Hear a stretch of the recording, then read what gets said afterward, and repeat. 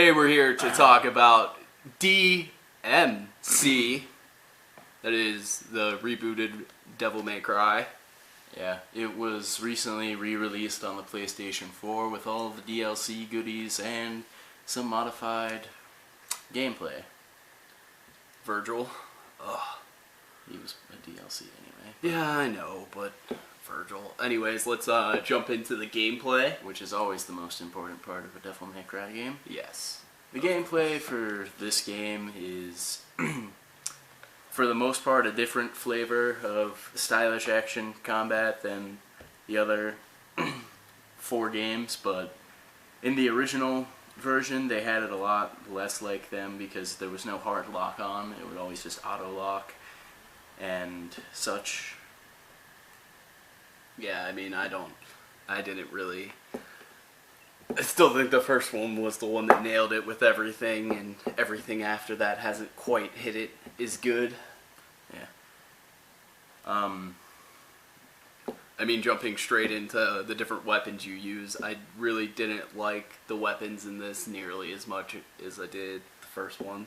Although they were better than the third one's weapons. Yeah, I thoroughly enjoyed some of the weapons in this. Aquila and Eric's are a lot of fun.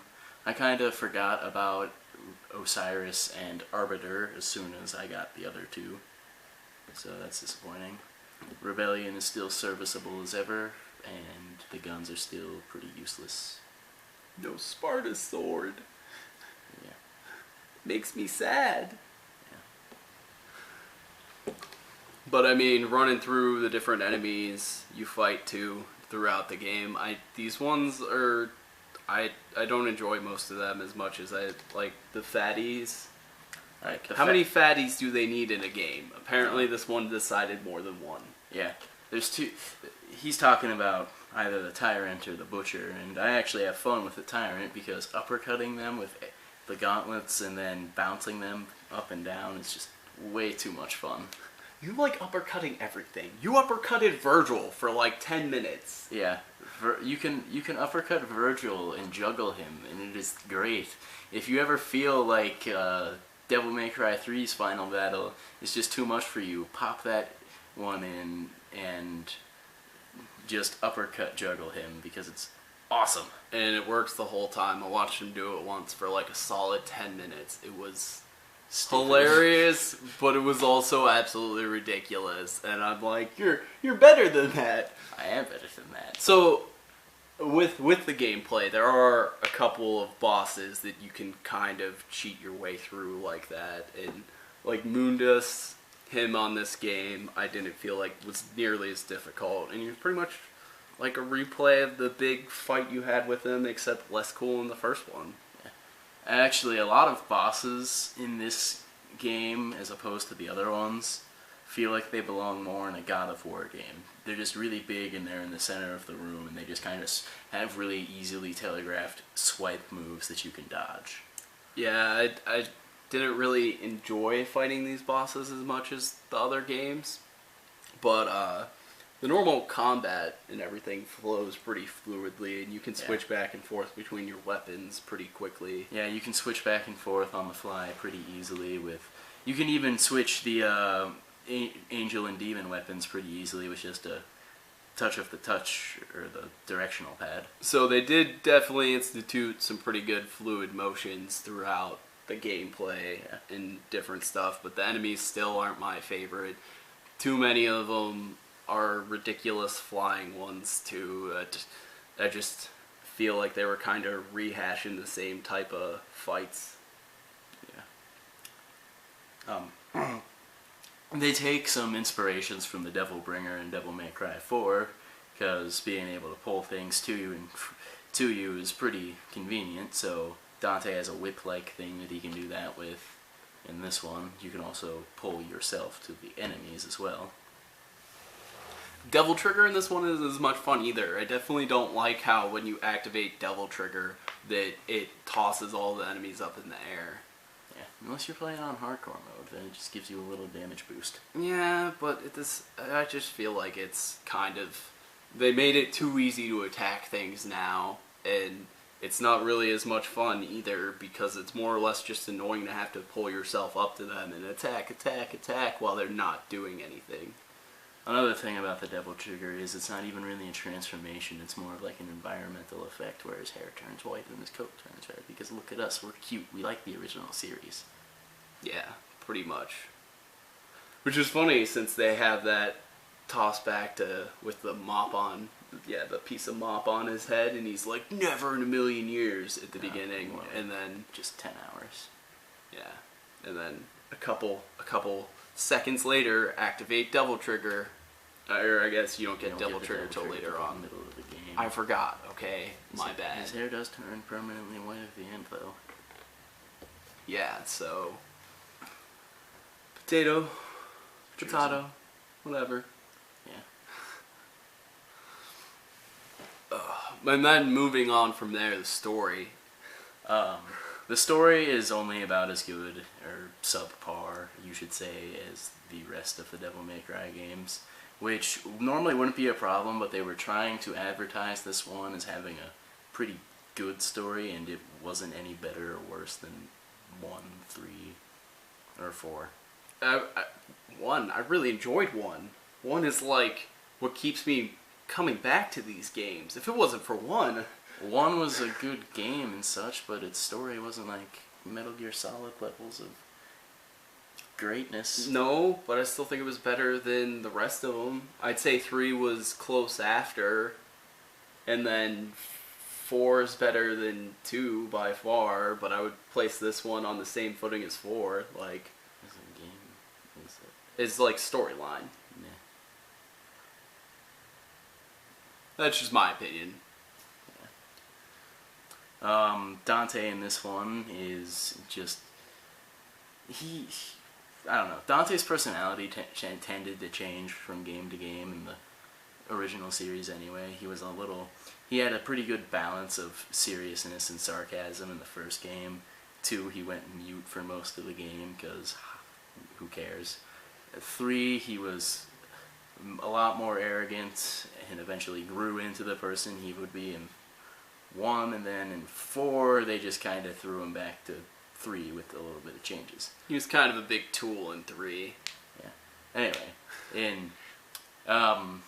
for reboot Dante, I think of DmC 3 Dante the most when comparing the two. They're both a bit of tools and they do their own share of developing, but it's not like either of them really go through that great of character development. It just kind of happens. Yeah, they had some good ideas with the characters in some of these. Like, they definitely did a good job building his relationship with Virgil and Cat.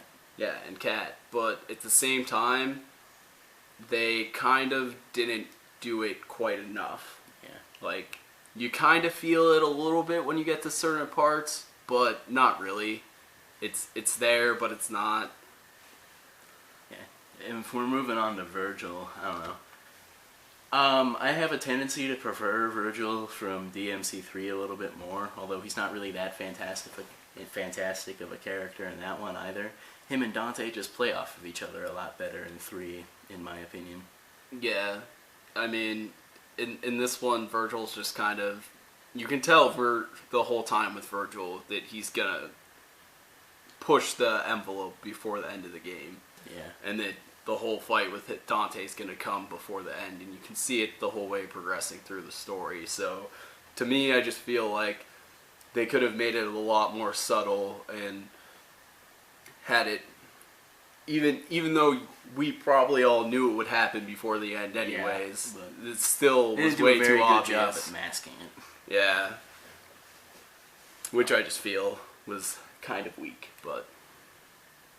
If we move on to the next character that got his share of recharacterization in this game, Mundus. I actually hate the character design in this one. His actual character, like the way he acts and such, I think is pretty good. Evil overlord. We didn't really get to see very much of Mundus in the first game, which, I mean, he was evil and he killed his own minions, and sure, but in this one we constantly see him, how he believes himself to be a god and such, and it makes you just want to kill him even more. Yeah, I mean, character-wise, you're right. He was pretty good villain and all that. Appearance-wise, though, I think he's just a big tool. His demon form was really stupid, but Yeah. I'd say that Moondus is probably my favorite of the redone personalities in the reboot. And then his demon wench, she was just... I thought she was bad character design, too. And she was just kind of there. Yeah, I mean, that's really all I felt like he was, though. Just a random, half-fat, bald guy. Yeah. Reminds me of Tom Cruise in Tropic Thunder. Reminds me more of Bruce Willis, just looking at him. I know. I just wanted to come up with a different comparison. The other character that's actually important to the story would be Kat. She is like a psychic medium type person who can go in and out of limbo, or at least make portals in and out of limbo for Dante to traverse during some of the earlier missions. She's pretty helpful. She apparently has a rather close relationship with Virgil, not like lovers or anything, but you can tell that they're like close with each other by the time that they meet, or that you meet them. She just jumps from one brother to another. Ha ha ha ha ha. Virgil kind of left her for dead. Yeah, but Or kind of wanted to leave her for dead. still ridiculous. I personally did not like the jump between limbo either. I thought that whole thing was kind of stupid. It's not the real world, it's limbo, and just throwing in like a whole new scenario to make things more complicated for what reason? Like, It worked I think it worked within the world that they were creating, that Dante was doing things in the limbo that were just self-defense and might have actually been good, but because of the way that the world was structured to be in Mundus's favor, it made him look like the bad guy. that was enjoyable how they worked that into the plot, but the whole transversing, you're not in the real world, you're in limbo. That was just kind of ridiculous. Like running around and you're a ghost, or your characters are. The real world can't exactly break itself apart and such, like Limbo has a tendency to do. Touche. Which I think, going into like the designs of the levels, it has pretty solid level design for all the changes. It takes random everyday locations and turns them into this weird psychedelic demon slaying battleground. Yeah, they do that, and that is cool. But to me, the whole concept of it kind of annoys me after playing the other games, when there was none of that ridiculousness, and it just feels like they're trying to force a whole new innovative thing into the story, and I feel like it was totally unnecessary. Yeah. I suppose I can see where you're coming from. Like kind of most of what they decided they wanted to redo and try and be super innovative and stuff. I feel like they were just falling a little bit short. Yeah. It's definitely pretty good though. Like, I definitely enjoyed and played all the way through the game happily. Yeah. More than once. I mean, I didn't buy my copy, I just kind of borrowed it, and I play his, but if I had bought it full price and such, I would not have felt ripped off. Yeah, even with even buying the more recent one for the PS4, I don't really feel ripped off. But then I bought it 2 days later and got it for $10 cheaper, so Yeah. hey.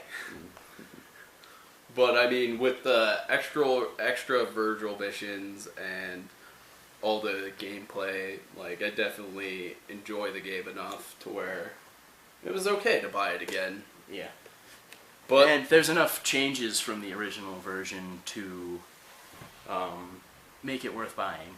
yeah, it's be like, if you're really into playing Devil May Cry, like we are, you know, you can up the game speed by 20%. Yeah. What is it, hardcore mode? Hardcore mode makes it more similar to the earlier games, makes it harder to get your style ranking up, makes enemies just in general a little bit tougher. So it was definitely enjoyable for the extra added stuff and tossing the money at it. I was totally okay with it. Yeah, I was definitely okay with it. Well, yeah, of course you were okay with it. It wasn't your money. You want to fight? Do you? Do you? Anyways. People are watching. You're not 18 yet. Yeah. Alright. Anyways. Anyway. Speaking of extra content, I played Virgil's Downfall for the first time in the definitive edition here, and honestly, I don't think it added very much, in my opinion. I don't think so either, and I don't really enjoy playing as Virgil in this either. I mean, I guess it's kind of cool how they give you the whole trickster set of skills, and it's a different play as Dante, but it's a lot slower and changing the weapons and everything. I just don't enjoy Virgil in this game at all. I don't enjoy him nearly as much as I did playing him in the third game either, but from a story perspective as well, I don't really think it added anything. It just kind of, Virgil went into limbo or the actual demon world or something and just got all mopey, and he had like a villainish version of Dante, but it's not, they didn't really define if Dante was supposed to be like his demons and or like his humanity or what Dante really was. It's just like 6 missions of him being mopey and flying off the deep end, which I guess is in the title to be fair, but it just, I didn't like the way it was done. Technically, it already had a downfall, though, by the time the whole thing starts. Yeah, but whatever. He falls further down, okay? It's like you trip, and then you fall, and then you go to roll to get back up, and then you just roll off a cliff. You just fell further. Sounds pretty much like what happened. Yeah. Too bad he didn't stay off that cliff. No. And then randomly tossing his mother in there at the very beginning to whisper to him. That all felt a little ridiculous too. Yeah. And how they dealt with Sparta and how he just totally got owned by Mundus so easily without much of a problem in the reboot. Like, I didn't enjoy that change. Yeah, like, Sparta in the original games wasn't really a character, so to speak. He was more of just something that the plot always tied back into. But he was still cool to think about, and if he would have ever had a game in the original series dedicated to just him, I would have loved to play it. But if they tried to sell me a Sparta game of reboot Sparta, that would just seem silly to me. Yeah, I mean, all that really happens is he kind of stands against Mundus, and Mundus is just like, bitch, you're going to the Chain world. place. We don't even know where he went, but he got banished, and he didn't even really stand against Mundus that much. He just had a forbidden love with an angel lady.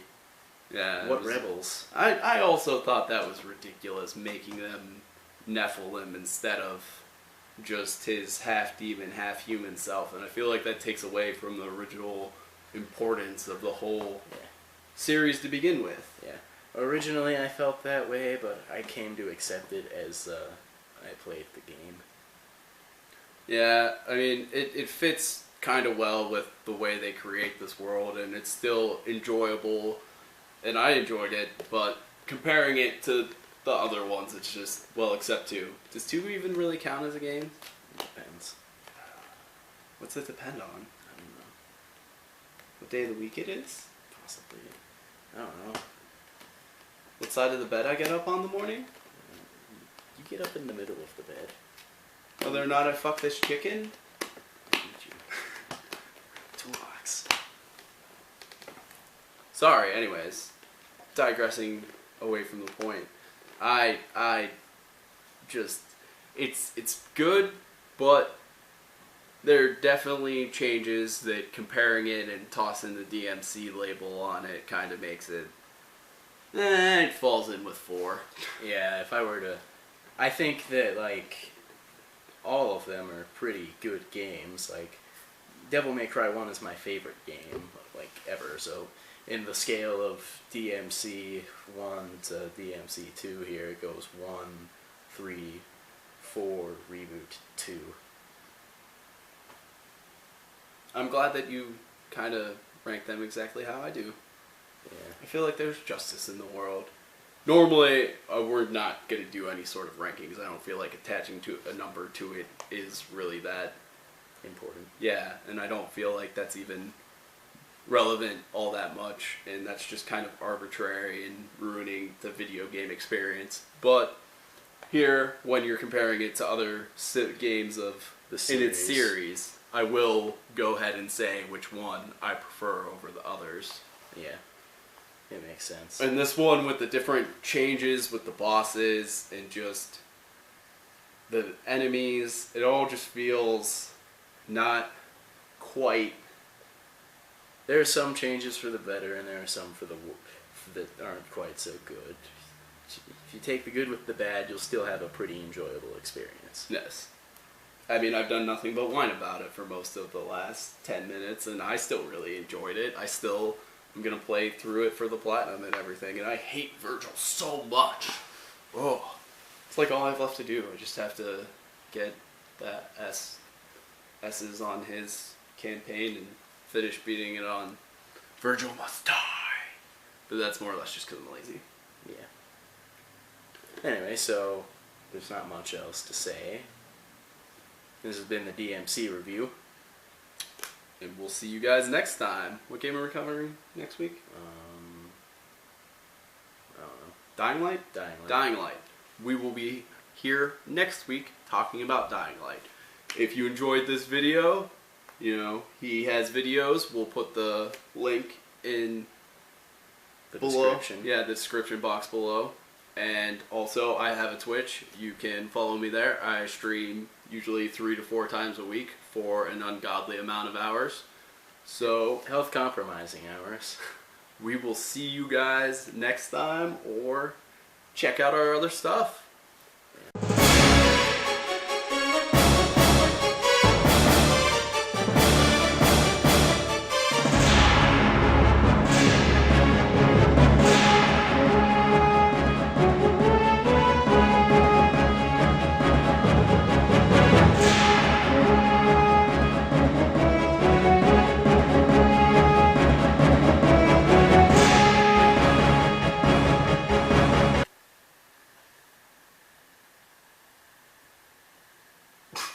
This is your chicken. I'm just fucking it.